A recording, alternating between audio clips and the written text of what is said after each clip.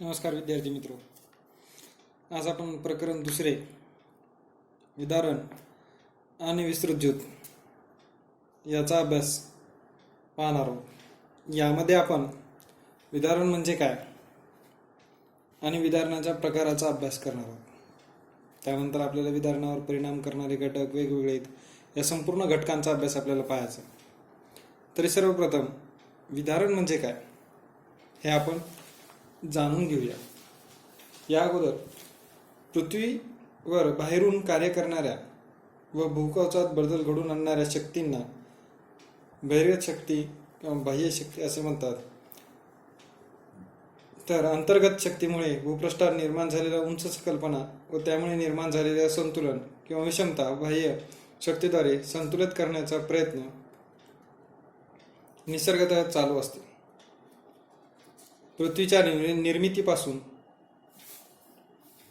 भूपृष्ठाच्या जडणघडणीमध्ये अंतर्गत आणि बहिर्गत शक्ती कार्यरत असून भविष्यातही या शक्ती चालू राहणार आहेत. सूर्याची उष्णता, पर्जन्य, नद्या, हिमनद्या, वारा, भूमिगत पाणी, सागरी लाटा इत्यादी घटकांच्या माध्यमातून बाह्य शक्तीची निर्मिती होते. हे सर्व घटक भूपृष्ठामध्ये बदल घडून आणत असतात. म्हणूनच आपल्याला जर पाहिलं गेल्यानंतर त्या ठिकाणी या अंतर्गत आणि बहिर्गत शक्ती कार्य करत असताना त्या ठिकाणी पृथ्वी पृष्ठभागाचा भाग वर खाली सरकत असलेला किंवा त्याच्यामध्ये बदल घडून येत असलेला. याच पद्धतीने आपल्याला विदारण म्हणजे काय आणि विदारणाच्या प्रकाराचा अभ्यास पाहायचा.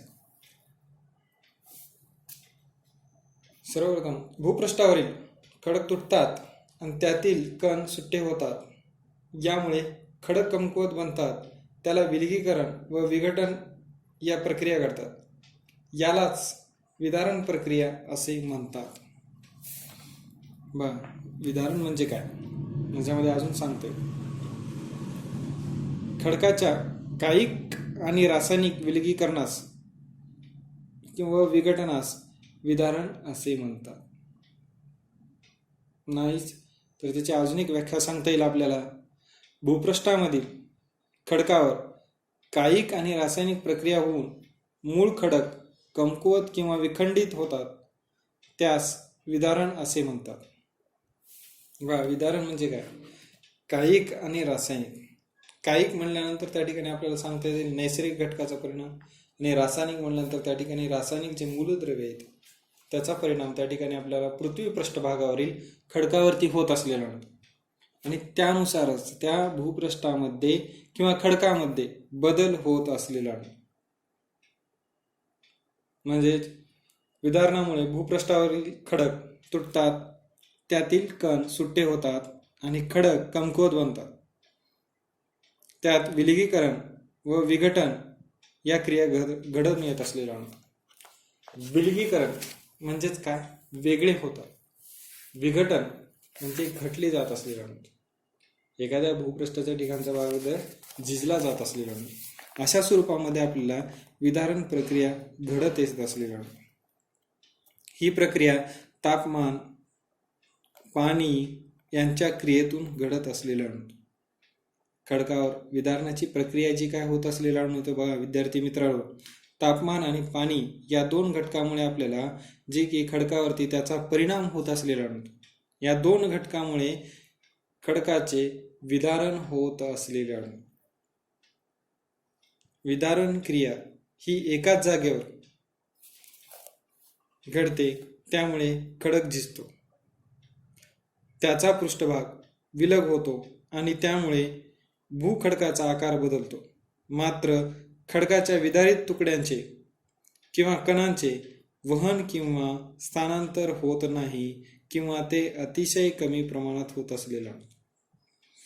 खडकामध्ये विदारण प्रक्रिया जे काही होत असेल ते तापमान आणि उष्णता म्हणजेच पाणी या दोन घटकामुळे होत असलेला.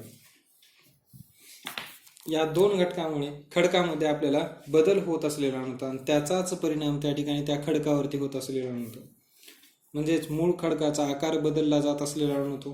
जो मूळ खडक आहे त्याच्या मूळ खडकाचा जर आकारामध्ये बदल होत असलेला नव्हता एवढेच नव्हे, त्या खडकाची झीज होऊन त्याला विविध स्वरूपाचा आकार प्राप्त होत असलेला आणतो.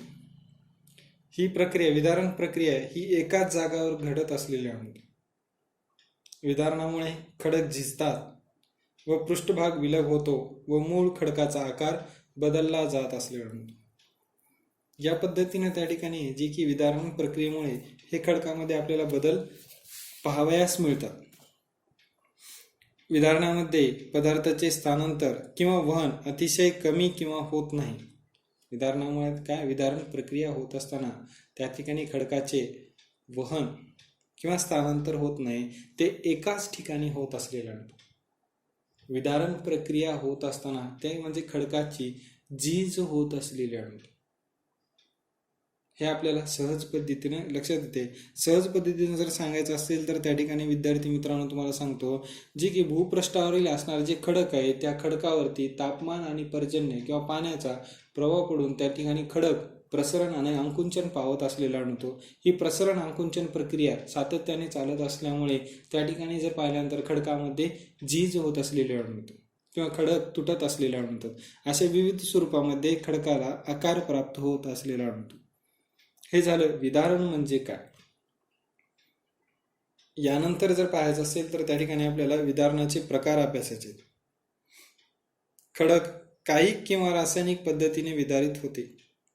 त्यामुळे विदारणाचे प्रामुख्याने दोन प्रकार पडतात. एक आहे कायिक विदारण आणि दुसरा आहे रासायनिक विदारण. यामध्ये सांगण्यात आलेले आहे आपल्याला विदारणाचे दोन प्रमुख प्रकार पडतात. एक आहे कायिक विदारण आणि दुसरा आहे रासायनिक विदारण. कायिक विदारण म्हणजेच त्या ठिकाणी आपल्याला नैसर्गिकरित्या त्या खडकामध्ये बदल घडून येत असलेला म्हणतो, त्यालाच आपण कायिक विदारण असे म्हणतो. कायिक विदारणात खडकाचे विखंडन होते व खडकाचे बारीक कण, रेती, तुकडे असे कायिक विदारणामुळे त्याचे विखंडन होत असलेले आणतो. मात्र या विखंडनामुळे खडकाच्या मूळ गुणधर्मात, रंगात व स्वरूपात बदल होत नाही, तर केवळ मूळ खडकाच्या आकारात फरक पडतो. उष्णता व त्यातील लक्षणीय बदल जेव्हा प्रभावी असतो अशा प्रदेशात प्रामुख्याने कायिक विदारण होताना आढळून येतो. कायिक विदारण होत असताना काय सांगितलेलं आहे, त्या खडकांचे विखंडन होत असलेले आणतो. खडकाचे बारीक कण, रेती, तुकडे असे वेगवेगळे त्या ठिकाणी आपल्याला खडकाचं रूपांतर होत असलेले आणतो. आणि हे विदारण होत असताना प्रामुख्याने उष्णता म्हणजे तापमान हे प्रामुख्याने कायिक विदारणावरती परिणाम करत असलेले आणतो. कायिक विदारणाची प्रक्रिया पाहत असताना त्या ठिकाणी आपल्याला विविध त्याच्यामध्ये प्रक्रिया होत असताना विविध कारणे आपल्याला पाहता येईल किंवा त्याची वेगवेगळ्या प्रक्रिया आपल्याला पाहता येईल. कायिक विदारणामध्ये सर्वप्रथम आहे गोठण व वितळण प्रक्रिया. गोठण आणि वितळण प्रक्रिया. जेव्हा दैनिक तापमान कक्षा खूपच जास्त असते तेव्हा अशा प्रदेशात खडकांच्या भेगामध्ये शिरलेले पाणी रात्री गोठते तर दिवसा परत वितळते. गोठलेल्या पाण्याचे आकारमान वाढते आणि त्यामुळे त्याच्या खडकाच्या भेगावर दाब पडून खडकाच्या भेगा रुंदावतात. ही प्रक्रिया सतत चालू राहिल्यास खडक तुटतात. ही कायिक विदारणाची गोठण वितळण प्रक्रिया आहे. कायिक विदारण होत असताना तुम्हाला सांगितलेलं विद्यार्थी मित्रांनो, आधी विदारण प्रक्रिया होत असताना प्रसरण आणि आकुंचन ही प्रक्रिया होत असलेली आहे.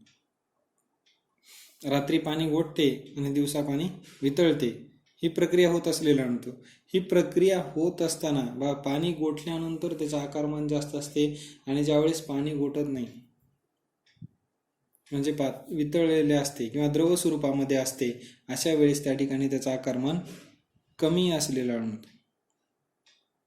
त्यामुळे खडकावरती त्याचा दाब पडत असलेला आणतो. हा दाब पडल्यानंतर त्या ठिकाणी खडकावरती बदल होत असलेला आणतो आणि ही प्रक्रिया सतत चालू राहिल्यामुळे खडक तुटलेले आढळून येतात आणि त्यावेळेसच ही विदारणाची म्हणजे कायिक विदारणाची गोठण वितळण प्रक्रिया म्हणून ओळखले जात असलेला आणतो.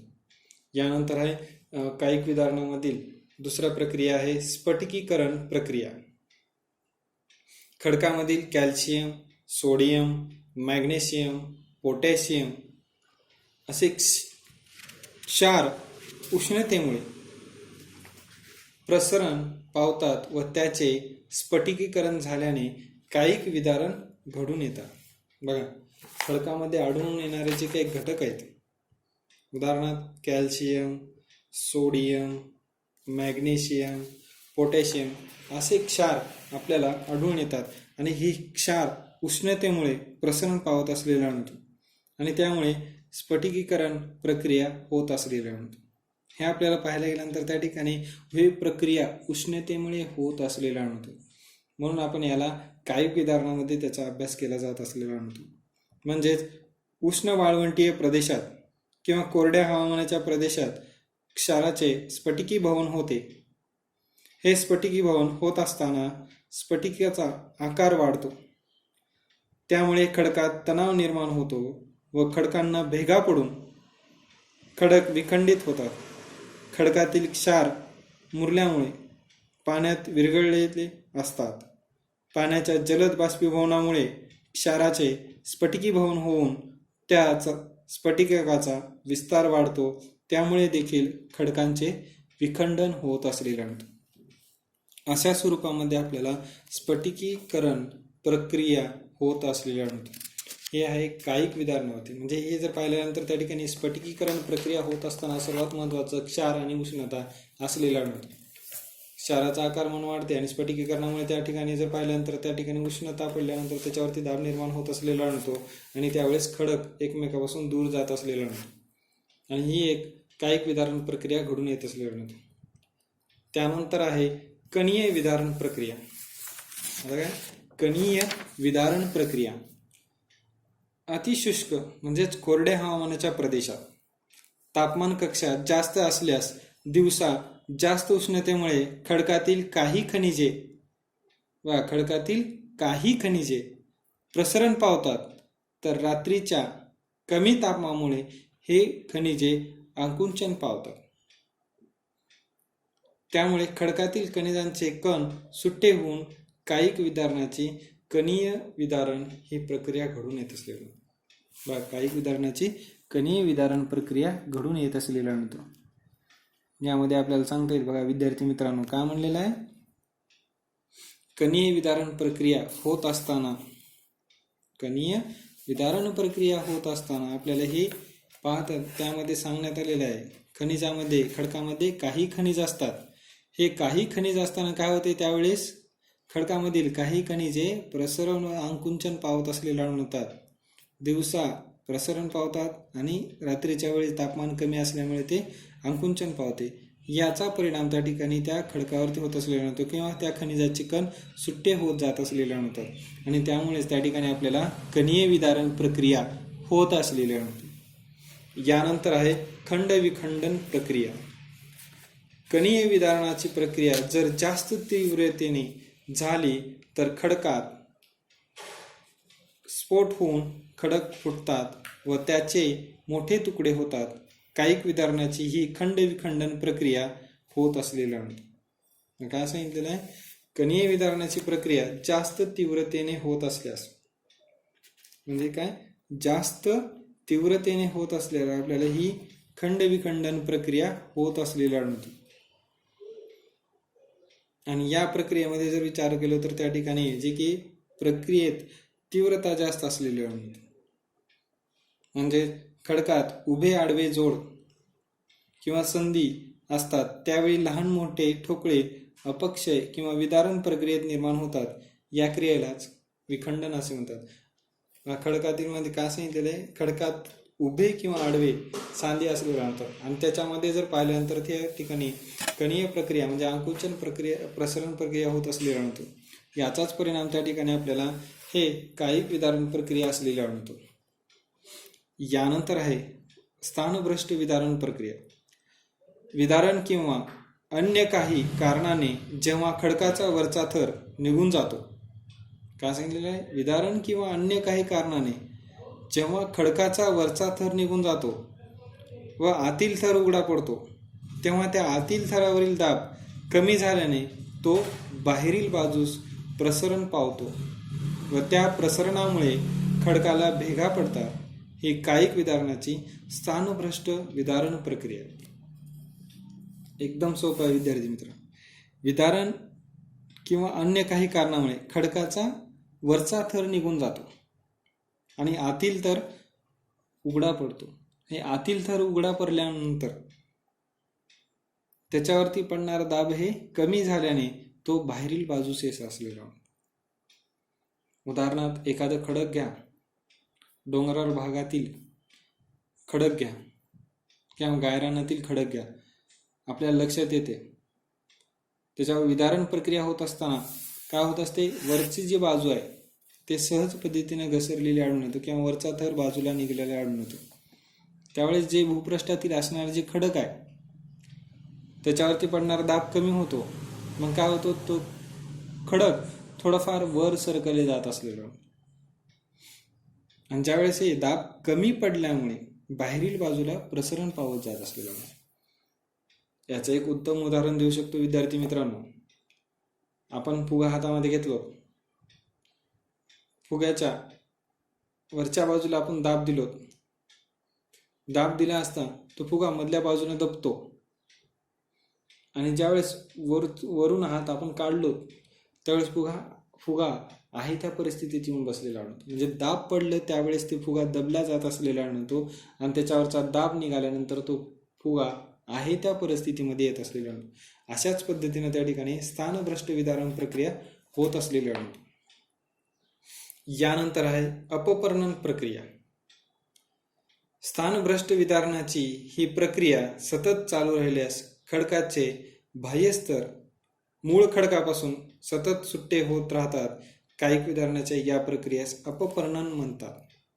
बघा काय सांगितलेलं आहे, स्थानभ्रष्ट विदारणाची प्रक्रिया सतत चालू राहिल्यास खडकाचे बाह्यस्तर मूळ खडकापासून सतत सुट्टे होत जातात. बघा विदारण प्रक्रिया स्थानभ्रष्ट प्रक्रिया सतत होत असलेला आढळतो.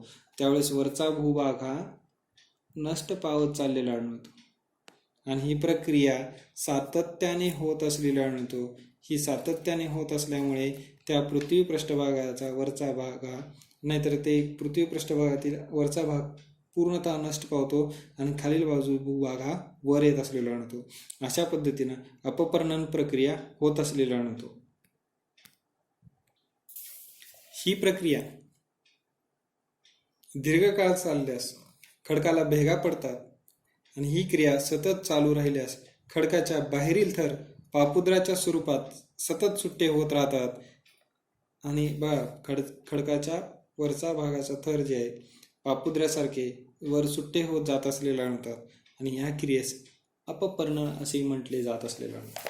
या पद्धतीने अपपर्णन प्रक्रिया होत असलेल्या आढळतात. तसेच विद्यार्थी मित्रांनो याच्यामध्ये उत्तम उदाहरण देऊ शकतो. उदाहरणार्थ लोखंड घ्या. लोखंड जर घेतलोस तर लोखंड घेतला असता तर त्या ठिकाणी आपल्याला लोखंडाचा वापर करत असताना आपण विविध क्षेत्रामध्ये करतो. एखादं पोल घ्या आपण किंवा लोखंडाची सळी घ्या, ते घेतलो जसं तसं ठेवलं म्हणजे कच्च्या स्वरूपामध्ये जेव्हा लोखंड आढळलं त्यावेळेस ते लोखंड आहे त्या स्वरूपामध्ये असलेलं आढळतं. परंतु ज्या वेळेस त्याच्यावरती ऑक्सिजन आणि हायड्रोजन H2O त्याचा परिणाम होत असलेला आढळतो त्यावेळेस वरचा भाग गंजला जात असलेला आढळतो आणि गंजल्यानंतर वरचा पापुद्रा तसंच प्रक्रिया ही सातत्याने चालत असलेली आढळतो आणि ते पापुद्रा जशाच तशा पद्धतीनं ही प्रक्रिया सातत्याने चालत जाऊन ते लोखंड गंजतं आणि वरचं जे गंजलेला थर असतो तो पापुद्र्यासारखं बाहेर निघत असलेला आढळतो. अशाच पद्धतीने त्या ठिकाणी अपपर्णन प्रक्रिया होत असलेली आढळतो. यानंतर आहे मानवी प्रक्रिया. याशिवाय मानव आपल्या यांत्रिक तांत्रिक ज्ञानाच्या व बळाच्या जोरावर अत्यंत वेगाने कायिक विदारण करीत आहे. निसर्गतः जे विदारण हजारो लाखो वर्षापर्यंत होत नाही ते विदारण मानव खडी बनवणे, सुरुंग, स्फोट, जमिनीचे सपाटीकरण, बोगदे खोदणे इत्यादी उपक्रमातून अल्पावधीत कालावधीत विदारण होत असलेला आढळतो. म्हणजे कायिक विदारण होत असलेला आढळतो. सुरुंग, खाणकाम असतील किंवा बोगदे असतील असे वेगवेगळ्या पद्धतीने त्या ठिकाणी मानव वेगवेगळ्या क्षेत्रात कार्य करत असलेले आढळतो. अशा स्वरूपामध्ये आपल्याला कायिक विदारण होत असलेले आढळतं. तर नंतरच्या तासिकेमध्ये आपण रासायनिक विदारण म्हणजे काय आणि रासायनिक विदारणाचे विविध प्रक्रियांचा अभ्यास करणार आहोत. धन्यवाद.